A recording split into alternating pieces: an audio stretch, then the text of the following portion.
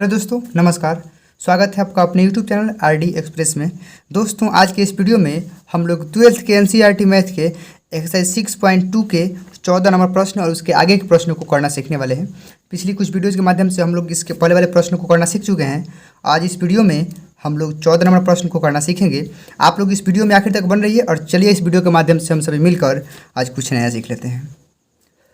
दोस्तों ध्यान दीजिए, हमारा 14 नंबर प्रश्न कह रहा है कि ए का वह न्यूनतम मान ज्ञात कीजिए जिसके लिए अंतराल, ये दोस्तों एक बंद अंतराल है, संवित अंतराल है जो 1-2 है, में जो फंक्शन एफ एक्स है वह x² + ax + 1 से प्रदत्त फलन वर्धमान है। मतलब कि ये फलन वर्धमान है इस अंतराल में, तब उस स्थिति में आपको ए का न्यूनतम मान ज्ञात करना है, सबसे छोटा मान ज्ञात करना है।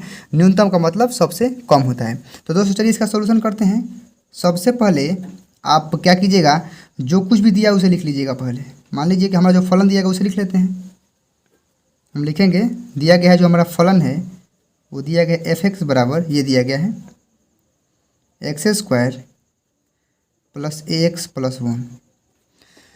दोस्तों आप जानते हैं कि वर्धमान हो या ह्रासमान हो, सबसे पहले हम लोग किसी भी फलन का अवकलन जरूर करते हैं। तो क्या करेंगे, इसका हम लोग x के सापेक्ष अवकलन कर देंगे। लिख सकते हैं x के सापेक्ष अवकलन करने पर अब इससे हमें मिलेगा क्या, x के सापेक्ष जब हम लोग अवकलन करेंगे तो हमें एफ एक्स का अवकलन मिल जाएगा f' बराबर कितना होगा, x² का अवकलन ऊपर से 2 नीचे आएगा और x पावर 1 रहेगा। लिखे या ना लिखे, अगले स्टेप में प्लस देंगे, ax का अवकलन हो जाएगा a, क्योंकि x का 1 होता है। और फिर दोस्तों ये जो 1 है, एक अचर पद है और अचर पद के अवकलन का मान 0 होता है, तो उसको हम लोग प्लस में 0 नहीं लिखेंगे। अब दोस्तों ये तो रही अवकलन की बात, लेकिन ये जो फलन है वो वर्धमान है। ध्यान दीजिएगा, फलन सवाल में वर्धमान दिया गया है। तो आप लोग जानते हैं कि वर्धमान की स्थिति में क्या होता है, कोई भी फलन वर्धमान तब होता है जब हम लोग उस फलन का अवकलन करते हैं तो वह 0 से बड़ा आता है। अर्थात जब f' निकालते हैं तो वह 0 से बड़ा आना चाहिए। तो लिखेंगे कि चूँकि जो हमारा फलन है, फलन क्या है, वर्धमान है। जब फलन हमारा वर्धमान है तो आपको पता है जब फलन वर्धमान है तो क्या करेंगे हम लोग, जो f' का वैल्यू है उसे 0 से बड़ा रखेंगे, क्योंकि वर्धमान की स्थिति में क्या होता है, फलन 0 से बड़ा होता है उसका अवकलन। यहाँ पे दिया गया है ना, फलन वर्धमान है, तो हम लिखेंगे चूँकि फलन वर्धमान है इसीलिए क्या हो जाएगा, f' का वैल्यू 0 से बड़ा होगा।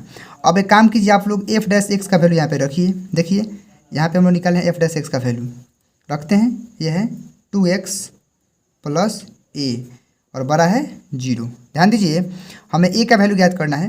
वर्तमान में हम क्या करते हैं, ध्यान दीजिए, इस 2x को इस साइड रखते हैं और बड़ा है, ये a जो है इधर क्या कर रहा है, प्लस कर रहा है, इस साइड आके माइनस कर देगा। अगर हम इधर x रखते हैं तो पहले से इधर -a है और ये 2 है, इस साइड गुना में है, इस साइड आके भाग में आ जाएगा। इस प्रकार हमें जो x का वैल्यू प्राप्त हुआ वह -a/2 हुआ। लेकिन एक और बात ध्यान वाली बात है कि हम लोग का अंतराल दिया गया, ध्यान दीजिए यहाँ पे अंतराल जो बंद अंतराल है 1-2। आपको पता है कि इस बंद अंतराल में जो सबसे न्यूनतम मान है वो 1 है, अधिकतम 2 है, और इसके बीच में जितने सारे हैं वो भी लिए जा सकते हैं। जो अंतराल है वह x का ही एलिमेंट कुछ ना कुछ होता है, मतलब कि इसमें x का ही मान हम लोग रख सकते हैं। अब ध्यान दीजिए कि हमें a का न्यूनतम मान ज्ञात करना है, तो अगर इसमें x का कुछ वैल्यू रखा जाता है तो a का मान ज्ञात हो जाता है। तो कहाँ से रखेंगे, इसी में से लिखेंगे ना हम लोग, इस अंतराल में से। तो इस अंतराल में 1 और 2 में दोनों में से न्यूनतम कौन है, छोटा कौन है, 1 है। इसीलिए x के जगह पर हम जब 1 रखेंगे तभी a का हमें न्यूनतम मान प्राप्त हो सकता है, अन्यथा 2 लिखेंगे तो और अधिक प्राप्त होता है, लेकिन हम लोग चाहिए कितना, न्यूनतम चाहिए। इसीलिए क्या रखेंगे, x बराबर 1। वो कहाँ से एलिमेंट निकल के आया है, वो निकल के आया है इसमें से रखने पर। अब क्या करेंगे हम लोग, x का वैल्यू 1 रखेंगे, यहाँ से रखेंगे न्यूनतम मान, तो इसी में रखेंगे। जब x का वैल्यू 1 रखेंगे हम लोग तो 1 बड़ा है -a/2 से। तो इस प्रकार हमें जो a का वैल्यू मिलेगा वो कितना मिलेगा, इधर 2 इधर आ जाएगा तो 2 का 2 हो जाएगा और ये -a, तो इस माइनस को इधर भेज देंगे, इसीलिए हमें जो a का वैल्यू मिलेगा वो -2 मिल जाएगा। मतलब कि जब a का वैल्यू -2 रखेंगे तभी इस अंतराल में यह फलन क्या होगा, वर्धमान होगा। हम लोग का ये आंसर है। वीडियो को पॉज करके आप इसे नोट डाउन कर सकते हैं या स्क्रीनशॉट कर सकते हैं। दोस्तों बने इस वीडियो में, और चलिए आज के अपने अगले प्रश्न 15 नंबर को करना सीखते हैं। दोस्तों अगले प्रश्न की तरफ चलते हैं। हमारा अगला प्रश्न आपके सामने है 15 नंबर। मान लीजिए कि एक संवृत्त अंतराल दिया गया है -1 1 से असंयुक्त। अब असंयुक्त का मतलब होता है जो इससे जुड़ा नहीं हो, मतलब इससे अलग हो, एक अंतराल आई हो, एक मतलब कि एक संवृत्त अंतराल है जिसका वैल्यू -1 से 1 है, उससे एक असंयुक्त अंतराल आई हो, तो सिद्ध कीजिए कि आई में, अर्थात मतलब कि इसको छोड़कर जो भी अंतराल बचते हैं आई में, जो फलन एफ एक्स दिया गया x + 1/x से प्रदत्त फलन f वर्तमान है। मैं आपको बात बताना चाहता हूँ कि अगर मान लीजिए मैं यहाँ पे एक संख्या रेखा बनाता हूँ, ध्यान दीजिए, और मिड पॉइंट में देखिए यहाँ पे माइनस, यहाँ पे तो 0 रहता है, ठीक है, -1 की बात है, तो ये यहाँ रहेगा -1। अच्छा, फिर जो 1 है तो 1 तो इस साइड रहेगा, ठीक है। और रही बात इस साइड की, तो इस साइड होता है माइनस का इन्फिनिटिव और इस साइड होता है प्लस का इन्फिनिटिव। तो एक बात ध्यान दीजिए कि हमको क्या करना है, ये जो फलन को वर्तमान सिद्ध करना है वह इस अंतराल को छोड़कर, मतलब कि इससे जो असंयुक्त होगा। एक बात ध्यान दीजिए कि इस मतलब की आकृति से हम लोग 1 2 3 ठो अंतराल ज्ञात कर सकते हैं। कौन कौन, देखिए, सबसे पहला है -इन्फिनिटिव से लेकर -1, मतलब कि एक अंतराल हो जाएगा -इन्फिनिटिव और -1। अब इसको हम लोग खुला अंतराल रख दिए, मतलब कि न इसमें -इन्फिनिटिव लिया जाएगा और न -1 लिया जाएगा, तो इसे बच गया, असंयुक्त हो गया। और एक हो सकता है -1 से 1, ध्यान दीजिए, ये 2 नंबर हो जाएगा, -1 से लेकर 1 तक। और इसमें वही स्थिति आप लोग जानते हैं कि जब छोटा कोष्ठ का प्रयोग किया जाता है तो यह खुला अंतराल होता है, तो इसमें न शुरू वाले को न अंतिम वाले को किसी को नहीं लिया जाता है, तो इससे भी ये दोनों बच जाएंगे, क्योंकि शुरू में बोल दिया है कि इसे असंयुक्त होना चाहिए, मतलब कि इसे हट के होना चाहिए। और एक लास्ट है 1 और इन्फिनिटिव, तो ये तीसरा हो जाएगा 1 और प्लस का इन्फिनिटिव। अब दोस्तों ये तीनों अंतरालों में हमको सिद्ध कर देना है कि ये जो फलन दिया गया है एफ एक्स, इतना x + 1/x, वह क्या है, वर्तमान है, ठीक है। चलिए करते हैं, ध्यान दीजिए, आप सबसे पहले लिख सकते हैं कि दिया गया है जो फलन एफ एक्स है, हमारा जो फलन एफ एक्स है वो है x + 1/x, ठीक है। जब आप इसका अवकलन करेंगे, चूंकि वर्तमान हो या रसमान हो, उसको साबित करने के लिए, उसको दिखाने के लिए आपको इस फलन का अवकलन करना ही होगा। तो आप जब इसका अवकलन करेंगे x के सापेक्ष, तो एफ एक्स को आप f' लिखिएगा, क्योंकि f' का मतलब होता है फलन एफ एक्स का x के सापेक्ष अवकलन। आगे चलते हैं, इस साइड पहले x है, तो x का x के सापेक्ष अवकलन 1 होता है। और आप लोग जानते हैं कि 1/x का जो अवकलन होता है वो -1/x² होता है। इस स्थिति में अगर हम लोग चाहें तो इन दोनों का एलसीएम ले सकते हैं, 1 का और x² का। इस प्रकार हमें एलसीएम में x² मिल जाएगा। और एलसीएम की क्रिया विधि आप लोग जानते हैं, इधर क्या हो जाएगा, इधर x² आ जाएगा और -1 आ जाएगा, ठीक है। अब एक बात समझते हैं हम लोग, ये हमारा मिल गया f'(x). चलिए हमें चेक करना है इन तीनों अंतरालों पे। और हम लोग इस पहले अंतराल की बात करें, -इन्फिनिटिव से -1 के बीच की बात करें, तो इसमें से कोई एक हम लोग अपने मन से, अब जो भी चाहें, मतलब कि -1 से इधर इन्फिनिटिव के कोई भी एक अंक ले सकते हैं अपने मन से। मान लीजिए -2 लेते हैं, -3 कुछ भी ले सकते हैं। मान लीजिए हम इसमें से -2 लेकर चलते हैं, -2 जब रखते हैं इसमें, तो देखते हैं जो फलन का मान है वो 0 से बड़ा आता है या छोटा आता है। तो f'(x) पे क्या रखेंगे, -2।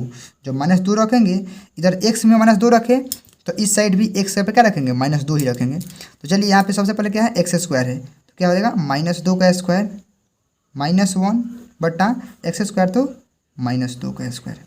आपको पता है कि माइनस का स्क्वायर प्लस होता है, -2 का स्क्वायर 4 -1 नीचे 4, मतलब कि 4 में से गया 3/4। दोस्तों भले ही दशमलव में आया है, लेकिन ये बात तो तय है कि यह 0 से बड़ा है। तो जब 0 से बड़ा है तो इस प्रकार ये जो -2 का उपयोग किया हम इस अंतराल से किया ना, तो ये जो -इन्फिनिटिव से -1 के बीच में जो है यह क्या है, वर्तमान है।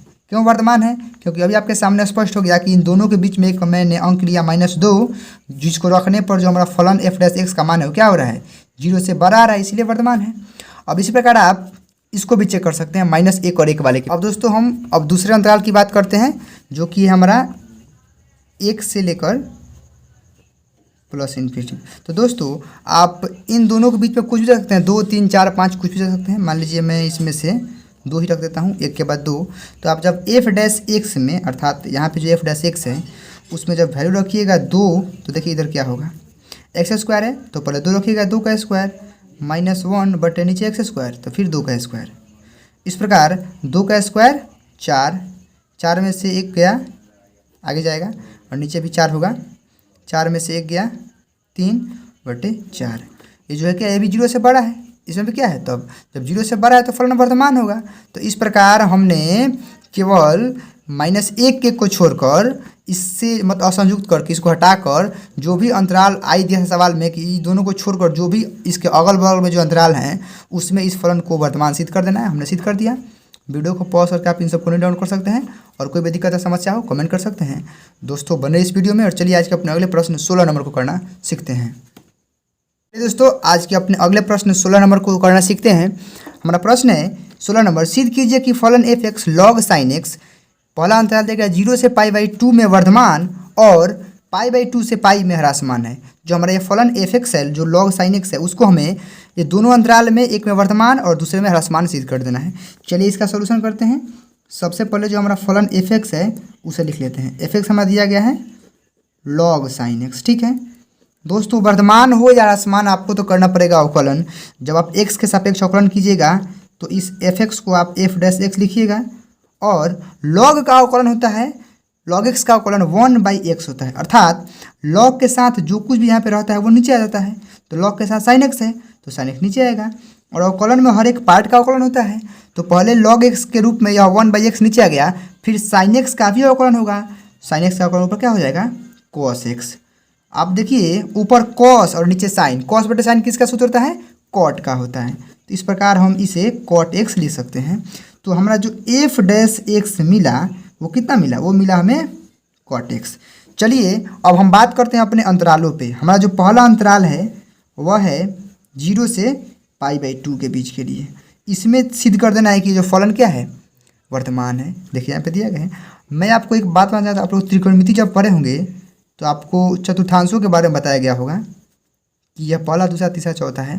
पहले में आप 0 से 90 को रखते हैं, सेकंड में 90 से 180, फिर तीसरे में इस प्रकार 180 से 270 और लास्ट 270 से 360। पहला में सब प्लस, दूसरा में केवल साइन और कॉसेक, तीसरा में tan cot और चौथा में कॉसेक। एक बात ध्यान दीजिए कि 0 से π/2 का मतलब हुआ 0 से 90 और आपको पता है कि 0 से 90 में सभी त्रिकोणमितीय अनुपात जो होते हैं जैसे sine cos tan cosec cot सभी प्लस में होते हैं, सभी धनात्मक होते हैं। तो यहाँ पे चूंकि f' का वैल्यू जो है cot x है तो आप 0 से π/2 के बीच में किसी भी वैल्यू को रखिएगा तो cot x क्या होगा, हमेशा क्या होगा, अगर आप x का वैल्यू x एलिमेंट होगा अगर 0 से π/2 में तो क्या होगा, जो हम लोग का f' है अर्थात जो cot x है वो क्या होगा, हमेशा 0 से बड़ा आएगा क्योंकि इसमें सभी पॉजिटिव होते हैं, सभी के सभी पॉजिटिव होते हैं।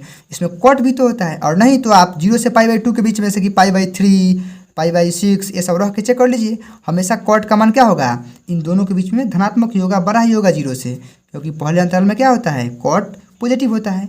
तो पहले अंतराल में 0 से π/2 दिया गया है तो पहले अंतराल में cot क्या होता है, धनात्मक होता है। धनात्मक मतलब कि 0 से बड़ा। सिद्ध हो गया कि जो cot x है वह 0 से π/2 में क्या है, वर्तमान है। लिख दीजिए वर्तमान है क्योंकि 0 से बड़ा है।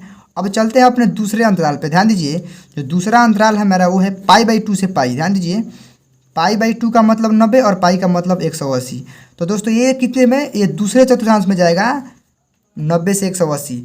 अब हमको बताइए कि अगर हम x जो एलिमेंट लेते हैं इसमें से π/2 से π में तो ये तो जाएगा दूसरे चतुर्थांश में, और दूसरे में जो हम लोग f' का वैल्यू आया है, f' का वैल्यू cot x जो आया है वो भाई साहब क्या होता है, ऋणात्मक होता है, माइनस में होता है। दूसरे चतुर्थांश में जो cot का वैल्यू होता है क्या होता है, निगेटिव होता है। निगेटिव का मतलब है कि 0 से छोटा होगा। तो भाई साहब जब 0 से छोटा होगा तो कन्फर्म है कि ह्रासमान होगा, क्योंकि 0 से छोटा होने पर ह्रासमान होता है। तो इस प्रकार दोनों का दोनों सिद्ध हो गया कि क्या, अगर आप 0 से π/2 में cot का वैल्यू कुछ भी रखते हैं तो वह वर्तमान होगा, मतलब कि 0 से बड़ा उसका वैल्यू आएगा। अगर आप इस अंतराल में π/2 से π में रखते हैं तो cot का वैल्यू क्या होगा, ह्रासमान होगा। इसमें वर्तमान इसमें ह्रासमान, इस प्रकार ये सिद्ध हो गया। दोस्तों आज की इस वीडियो में बस इतना ही। मिलते हैं आपसे अगली वीडियो में अगले टॉपिक के साथ। तब तक के लिए आपका दोस्त राम कुमार आप लोगों से विदा लेता है। Take care, thank you.